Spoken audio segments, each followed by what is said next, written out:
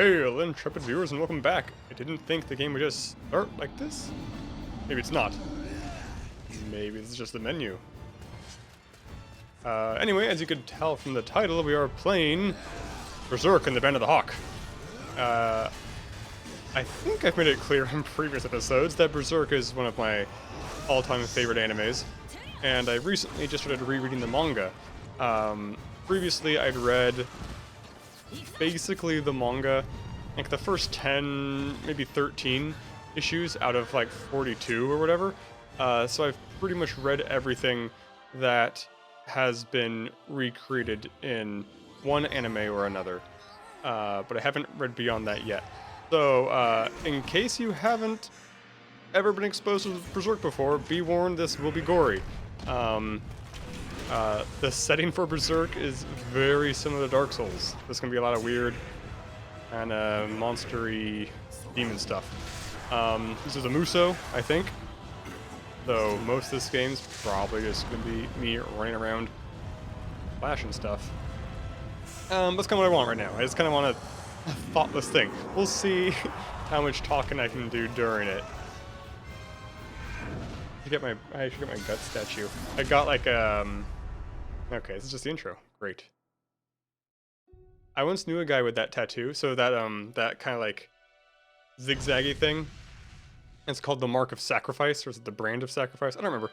He had a tattoo of it on his forearm, which is cool, but also a very bad idea. Guts, a young mercenary carrying his large sword, was heading off to a battlefield, yet suddenly he had found himself standing alone in a strange, unknown place. It was a world that seemed to be dyed in blood, a world of inhuman monsters, and he couldn't even recognize himself. Without a chance to comprehend his surroundings, he has to fight the monsters for his life.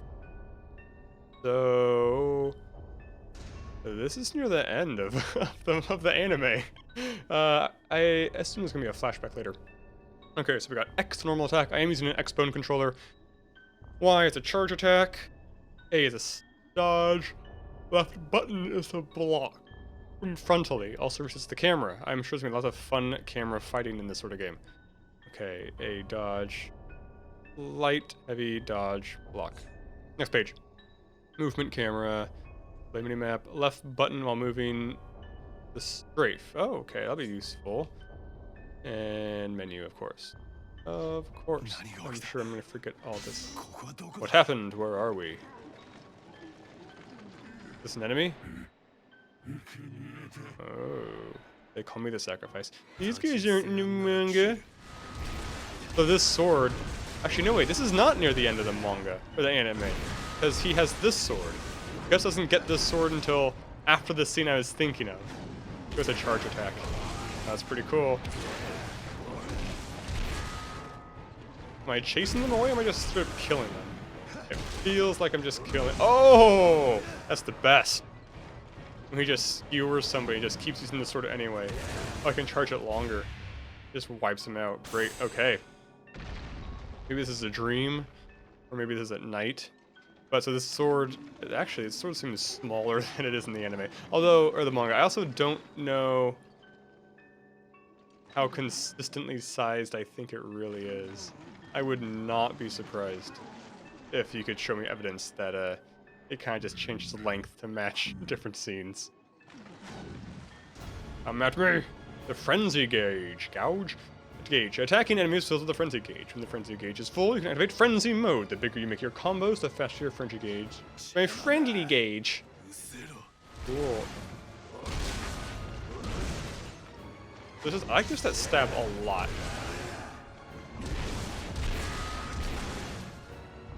But there's some like really cool combos I'm just not knowing. Clang, clang. The sword is called the Dragon Slayer, but everyone just calls it Clang because the sound it makes is so over the top. So directionality is definitely a thing in terms of changing the actual way the combo works. I am not playing on easy difficulty, but this is just a tutorial. I'm actually not sure if I want. I might switch to easy later. Just because hard hack and slash kind of sounds like it might just be too grinding. Let's try the strafing thing. Frenzy mode. When the frenzy gauge is full, press B to activate frenzy mode. In frenzy mode, your combat abilities are strengthened into more stamina neutral, not losing any vitality. The frenzy level. Each time your frenzy gauge fills up completely, your frenzy level increases by 1. For every frenzy level you gain, your combat abilities in frenzy mode are improved. Depending on your character's level, the frenzy level can be increased up to 5 times. So this is if I don't use it, or it gets filled up while... whatever, let's go frenzy. Cool, cool, cool. Up here.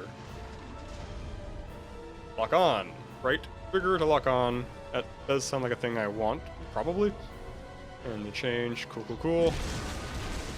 So I haven't played a lot of Musos, but to date, I still think the best one versus many fighting game I've ever played is still the Arkham games. I don't know which one specifically, but just the flow of combat of that one between attacking and dodging and reacting is so good.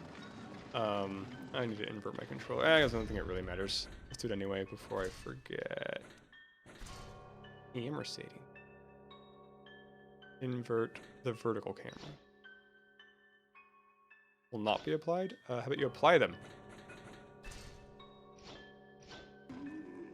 Work? Did not work. Oh, it did work. It worked. Okay. I haven't played video games in so long. Okay, so this is the end of the Gorim manga. Why do I have this sword? It's gotta be a dream sequence. I mean, all those cutscenes in the opening, those were before this as well. So this has gotta be. I just want to skewer someone again. Skewer someone again. I mean, this launch attack is pretty effective. Maybe it's a Y with an X? Is it an X with a Y? Trying to alternate things? Yeah, it is. Whammo! Yeah! I wonder if I ever learn new moves. It does look like you will be able to play as other members of the Band of the Hawk. Eventually. Don't really know why you'd want to. Activate Frenzy mode if I have to. It seems unnecessary given how easy things are. The Death Blow Gauge / Obliteration. Enemies whom you defeat while in Frenzy mode will release lost souls. Collecting these lost souls will fill up your Death Blow Gauge. When the Death Blow Gauge is full, you'll be able to use your Death Blow attack. Logical. Obliteration occurs while in Frenzy mode, represented by things like cutting enemies in half or sending them flying. If you manage to obliterate an enemy, large lost souls are released that fill up your Death Blow trigger. Cool, but how do I do it on purpose? How do I use a Death Blow on purpose? So fun fact about this awesome sword, it's frequently described just as, it's less of a sword and more just a lump of metal. Like, the point on it can obviously pierce enemies, but, its main damage is just from being so massive that it just crushes everything. Okay. Press B to unleash a Death Blow attack, okay. I'm just gonna do it on you. Sorry, guys. Here goes Death Blow. Everything's in half. All the souls are mine. You guys can suck a bag. I didn't want to lock onto him. Seems like locking onto different guys might be a challenge. You think you're strong? I am strong. I'm guts. Ranged monsters were defeated. Yay. Can't attack anymore. Femto. Oh, he's called Griffith still? Griffith did nothing wrong. I'm going to refrain from talking too much about the story until we see things happen. Just because spoilers. As I'm expecting this to basically recap the anime, so if you want to watch the anime spoiler-free, I'd recommend probably not watching this Let's Play at all. But it is also, manga came out early 90s, anime came out pretty shortly after that. So it is, you know, almost 30 years old at this point. Also, this is for sure gonna get copyright ID'd. I just hope it's not some ill omen before the battle. This is a so was it? So this is me waking up from the dream of the thing, I guess. This anime's better. than the recent anime. So there was an anime from the 90s, and that was the cartoon like this. And then there was an anime. It's the Age of Chaos. The Kingdom of Midland and the Empire of Judah have been embroiled in a widespread war lasting over 100 years. The strain of endless warfare has led to a rise in the number of mercenaries, fighters who have made their living from war. This anime, and then there's another anime from like 2012, post 2010, that was CGI, and it was not as good. And this anime is better than that for the most part. But both animes had the soundtrack done by Susumu Hirasawa, so super worth watching both of them anyway. Also, Netflix did like a 3-part movie or something, which was again the CGI style, which is not as good, but it recaptures the events of the original 90s anime. Okay, what is this? A briefing screen. Sure, give me some army info, man. We got guts. Bunch of crap I don't care about. Midland. These are guys to kill, probably. These are targets. I have a lot more guys than you, apparently? Those are the leaders. Okay, sure. Can I hit A? What do you tell me? Nothing. Okay, that's all I know. Player info. What do we got? Controls? I guess I can switch gears. Yeah, I'm back to my... This is my noobish gear. This is before... This is as Guts is trying to just learning... Not learning, just becoming known. Capture enemy bases and clear the way for the siege tower. Destroy the catapults before the battering ram is destroyed. Okay. The catapult seems like a priority. Defeat the enemy garrison commander within the time limit and defeat Bezuzo. Bezuzo will be the end, because that's basically episode 1, is Guts beating Bezuzo. Okay. No way to lose. We got catapults, and we got the other thing. The Golden Age. Guts raised his first cries from beneath his mother's corpse. Gambino, the leader of the mercenary band, took Guts in and taught him how to use a sword. Even though he was unfeeling and even cruel towards Guts, Guts still yearned for Gambino's affection. But Gambino betrayed Guts, and in an effort to protect himself, Guts ended up killing Gambino, and found himself being hunted by the mercenaries. 4 solitary years later, Guts has grown into a fine warrior, and today he enters the battlefield as yet another mercenary. That was surprisingly a PC retelling of that. Gambino basically sold Guts to another mercenary, who raped him. Guts wields a sword with a long reach and is able to hit multiple enemies in a wide sweep or do large amounts of damage right in front of him. In Frenzy mode, his attack range and power increase. By advancing in the story, you will be able to unlock sub-weapons that further broaden Guts' battle range.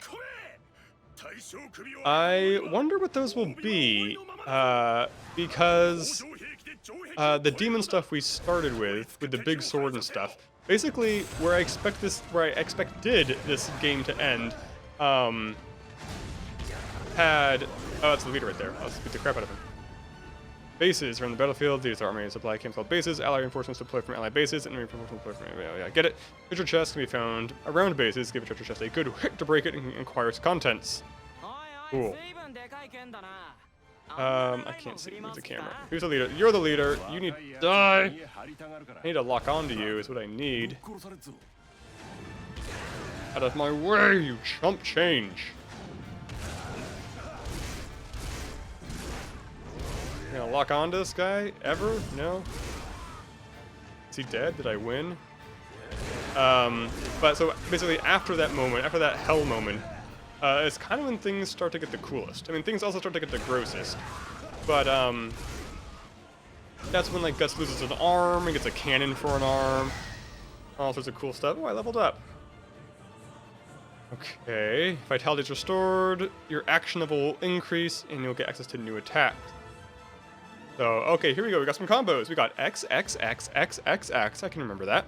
And we have Y, Y, Y, Y. I can remember that. The purple shield maybe means it's a combo breaker.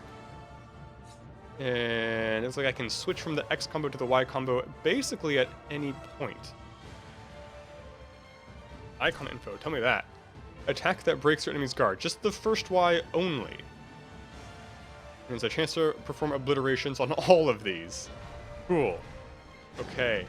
Is that a chest? I should whack it. I whacked it and I got stuff. Where's the leader? Can I go Berserk yet? I want to go Berserk. I guess I will. I've done it. I have gone Berserk. I am the Berserk. Is that a bad lieutenant? I'm not hitting him. Maybe he's on my side. Oh, he hit me. Nope, that was me doing a weird jump attack. Your base lieutenant? So basic! nothing makes me madder than your basicness. And your lack of a name. Oh, he launched me. Lock on him? Lock on him? Can you lock on him? Wanna lock on him? No? No locking on. Not a thing. Okay. Base captured. Give me reinforcements.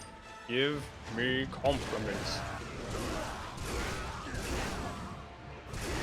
Just gonna spam Y. Oh, a little whirlwind. Okay, got lunge. There's another chest over here I want to get. What is it? Vitality 2000. That seems like a lot. Is it? Hopefully. Look at the other tower over there. I'm not part of the band of the hockey yet. Actually, kind of like this reduced guts look. I just read the manga today that has basically the creator of the manga when he was in college, his like senior project or whatever you call it at art school was the anime, was the comic manga that became Berserk. It's this interesting scene. How little Guts has changed. His personality and like all the setting details have changed very slightly, but it's just interesting to see how like on lock this guy had like the armor and the appearance and the sword and the like just like the like camera angles of the thrusts and stuff. How'd you get over there, base lieutenant? Oh, I wanted to stab again. It's so good, yeah! Oh, good. Okay, I found a Bechelet. That's not how Bechelets work. They are super rare. There's basically only one that I've seen in the course of the manga for 14, 15 issues. Okay, they're required by fulfilling special requirements on certain missions. Okay, I did that. An original picture panel. Oh boy. Cool. Okay, oh boy, that's nice. Now I can, get up, battering rams. Get up. A siege tower. Yay! There was much rejoicing. I want like a real sprint. And a dash. I can't like hold A. Oh! Ha ha ha! Cool! I can hold A. I was just trying that! I swear it wasn't working. I guess this is the dash. I'm gonna go down. This is where we put our lives on the line. Earn your pay, mercenary! All of the officers. There's only 4 of them. Where are they? Show yourself! One man? How could he be so strong? That's crazy! Broke your armor, sucker. I want to see damage numbers. I just want to see, like...